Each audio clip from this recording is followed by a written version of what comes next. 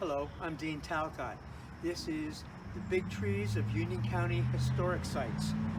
Our focus will be on the trees, but we're also going to talk about the historic sites that we visit. There's three that we're going to visit, so we'll talk about them as we go.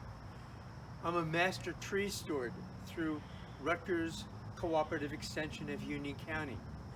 Our main job is to go out and teach fourth graders about trees. Jim Ignatowicz, who is the 4-H Youth Development Agent, is the one who started this program over 25 years ago. I've prepared some interesting facts about each historic site, and so we're going to go over that. This is the Caldwell Parsonage that we're at. A parsonage is a home given to the priest or parson and his family. James Caldwell was born in Virginia in 1737. He worked on his family farm and learned how to read and write. And he decided that he wanted to be a minister. He went to the College of New Jersey, which then became Princeton.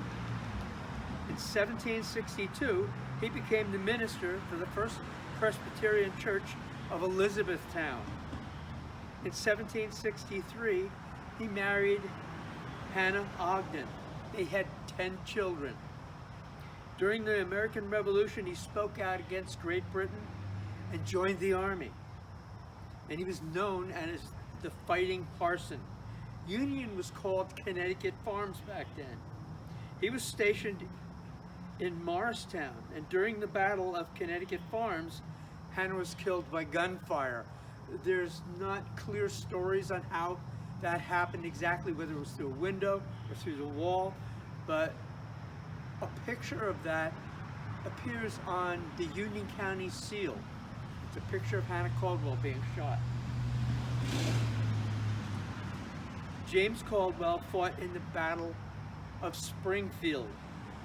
Tragically, he was shot and killed by a guard in Elizabethtown in 1781. He was stopped as ordered by a guard. His name was James Morgan, but was still shot. Morgan was arrested and convicted of murder. The rumor was that he was bribed by loyalists to Great Britain. He was hung in Westfield, right by the street known as Gallows Hill Road. We're going to look at the tree now. There's only one on this site, but we're going to look at that now. This is the Osage orange. It was named after the Osage Indians. Those Native Americans prized the wood from this tree because they used it for making bows. The wood has an orangey color. It's very durable, it's strong, and it can be used for even like fence posts. This is the fruit from one of these trees. I saved this from about 6 weeks ago because I didn't know when we were going to get here, because this fruit is all gone. You can imagine this all over the sidewalk and the road. This is Caldwell Avenue right out here. I want you to take a look at this. Is that focus? That's good. Okay. One of the nicknames for this fruit is monkey brain. It's kind of a weird thought, especially as we're getting close to Halloween. After each tree, you'll see a screen and it will list the circumference, the height, the crown width, that's as far as the leaves extend out from the tree, and the age. Those numbers are used by the State Forestry Service. They have a registry for big trees. And those numbers, they come up with a score, and then each tree is rated by its species. So if it's a number one, it's a number one for that species.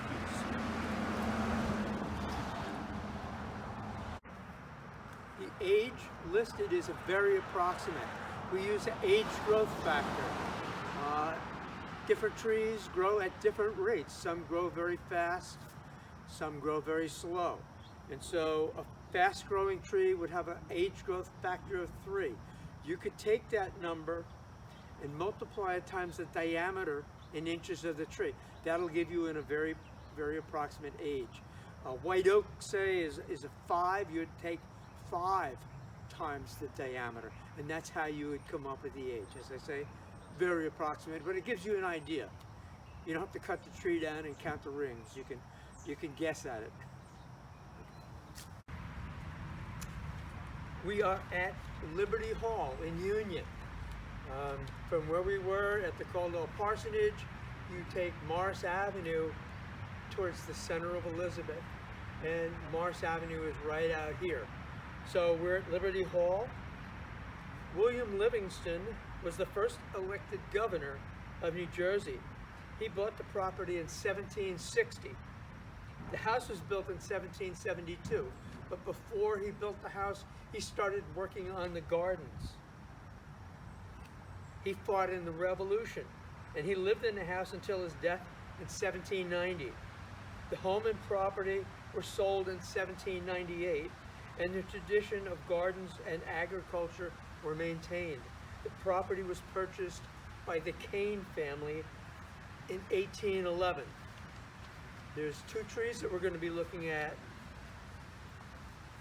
and if you can pan this to this tree. All right, this is a horse chestnut, and what's really pretty cool is it was planted by the first governor's daughter, Susan, in 1770. That tree started growing before the Declaration of Independence. The flowers on a horse chestnut are huge cluster of flowers. They're white, and there's some yellow and red. And this is one of the second largest. The condition is not as good as it used to be, and I wanted to get a picture of it so we have it for history. We are in luck since it's October.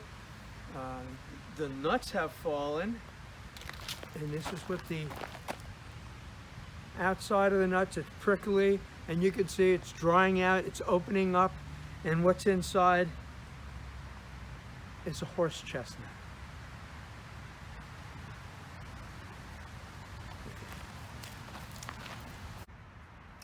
We are still at Liberty Hall, and this is for the second tree that we're looking at. Is a magnificent European beech tree. There's American and European beech. The European beech has a green phase and a red phase. All right, so this is a green one, and the way you can tell the European from the American is the edge or the margin of the leaf is very smooth. In the American, it's serrated edge. So let's go a little bit closer and look at the tree. All right, so the reason I wanted to get a little closer on this tree, you can see the smooth gray bark. If you're in a park, it's the tree that people like to carve their initials in. But the main thing, look how huge this tree is. All right, I think this is the second biggest in the state.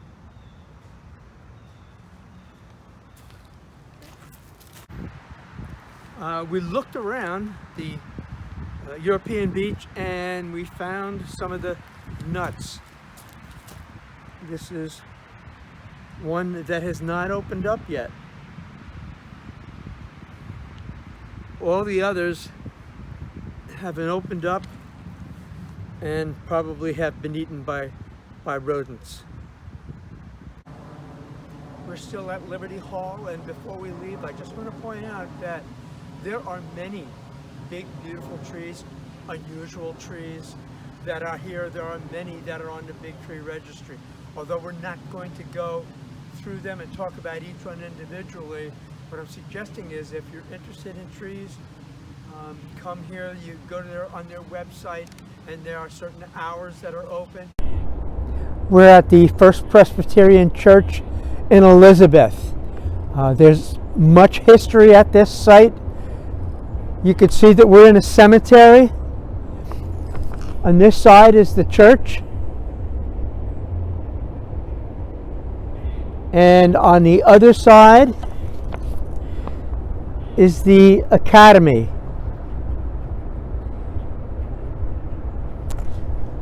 This site is on Broad Street. You can tell that we're on a little bit higher ground here. Right in front of Broad Street is Elizabeth Avenue. If you were to take that in a southeast direction, in 1.5 miles, you come to the Arthur Kill. The other side of the Arthur Kill is Staten Island. So this was a strategic spot. Not that far over in the other direction is the Elizabeth River.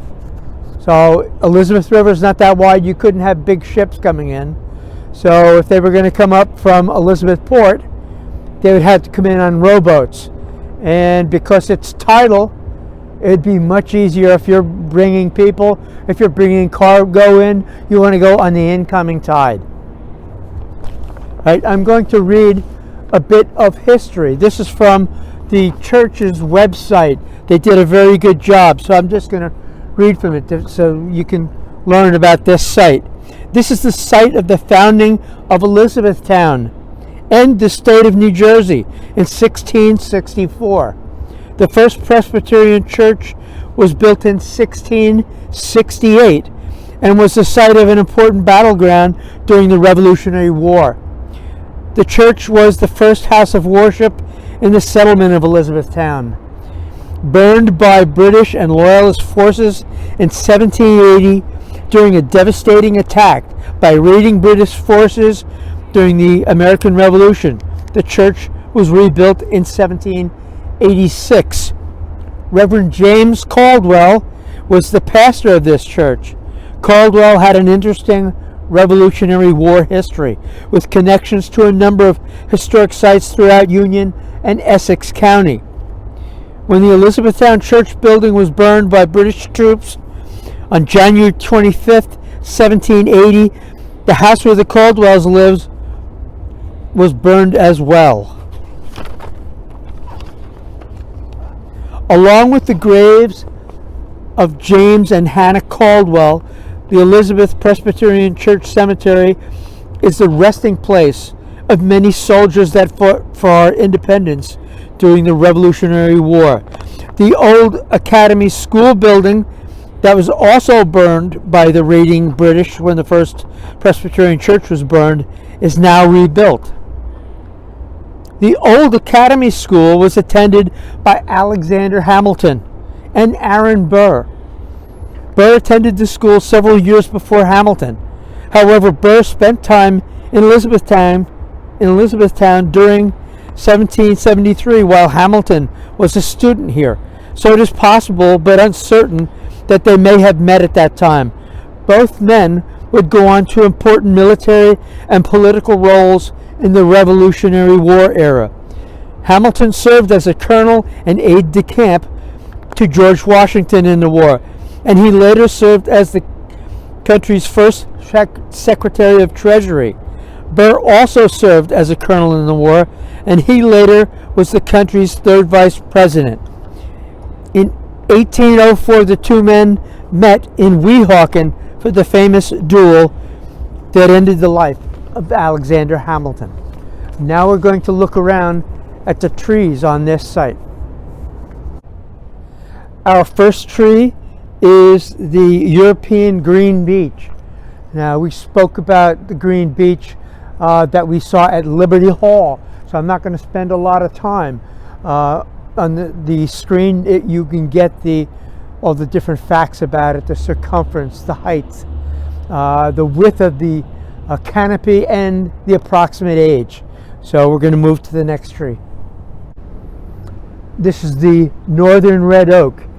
This species of tree is the state tree. Right? They can have very large leaves. There are different shapes, but they can have some very large ones, much even bigger than this.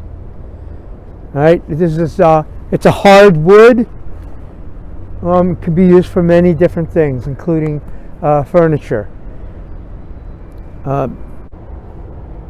This is a black cherry. The tree on the side, that's not part of the black cherry. That's a different kind of tree, and they're starting to compete. The black cherry is starting to grow right around it. When I came here to identify this tree, I could tell by the bark and the leaves, but I couldn't see the fruit, which was the real good way to identify it. So I started to hunt around the ground, and I found the little pits that are in the center of the berries. Now, those berries they're bitter. However, you can make jelly and you can make wine from them. And the wood is very good for furniture. This is the green ash. They're not as prevalent as the white ash, and we've seen those before. The wood is good for furniture and baseball bats, and it's a good wood for furniture, and it's also susceptible to the emerald ash borer. And I think that this is probably the biggest one in the state. We've finished looking at the trees. I want to talk about the first time that I came to this site. It was in the summer. It was probably 9 a.m., very peaceful, quiet. We're here today about 11, and you can tell that the traffic is picking up. But the first day that I came here, and I looked at the trees, and then when I got home and I read about the history and I learned more, I was just very much in awe of this place. And I ended up writing a poem that I want to read to you. I named it 3 Historic Acres. I just approximated the size. There was no math involved, all right? It was just an approximation. There's a church, cemetery, and an academy. But today I came to look at each tree. It was early on a summer Sunday morn. I walked upon land where, in 1664, a colony was born. Some trees were 200 years old. If they could talk, what stories could be told? They are silent sentinels of this land. With their awesome size or attention, they command. I could not read the faded tombstones. Beneath my feet were some souls' old bones. And as the old church bell tolled, with a timeless sound, the scene was something to behold. Here in the heart of a city, this is a place of serenity, made endure for all eternity. Thank you for watching the Big Trees of Union County Historic Sites. I'm Dean Talcott, and I want to introduce our videographer, Sierra Ciasco. So thank you for watching, and I hope you watch our other video, which is a celebration of Union County Big Trees.